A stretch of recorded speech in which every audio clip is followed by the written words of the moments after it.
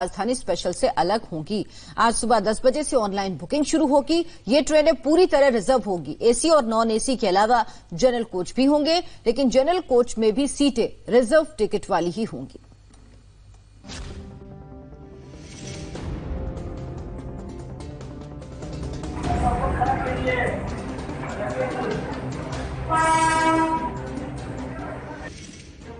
Corona virus ने जमीन और आसमान दोनों में एक साथ रफ्तार रोक दी थी, लेकिन धीरे धीरे जमीन और आसमान में जिंदगी रफ्तार पकड़ने लगी है।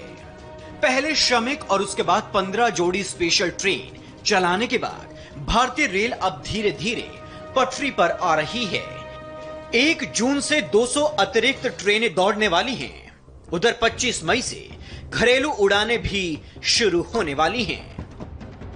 रेलवे ने ऐलान किया है कि 1 जून से रोजाना चलने वाली 200 ट्रेनों के लिए आज सुबह 10 बजे से IRCTC की वेबसाइट से ऑनलाइन बुकिंग शुरू हो जाएगी।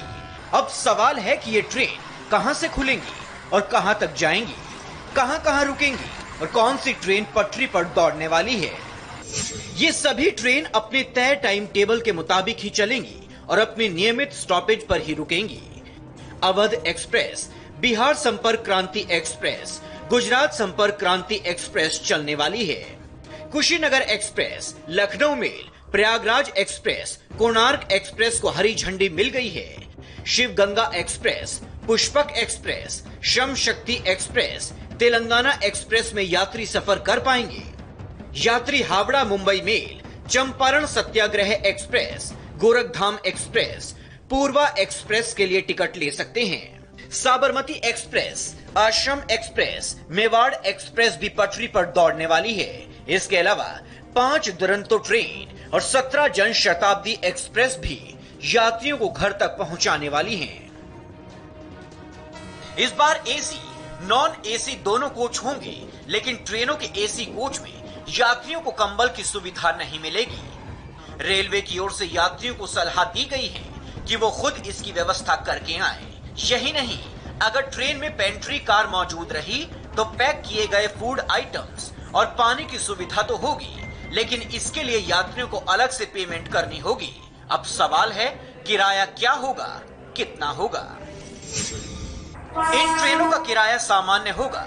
रिजर्वेशन वाले जर्नल कोच में सेकंड क्लास की बैठने वाली सीट का किराया लिया जाएगा। रेलवे ने कहा है कि इन ट्रेनों के लिए कोई अनारक्षित टिकट नहीं जारी किए जाएंगे। एसी क्लास का किराया भी वही होगा जो आम दिनों में यात्रियों के लिए होता है। तत्काल या प्रीमियम तत्काल की सुविधा नहीं होगी।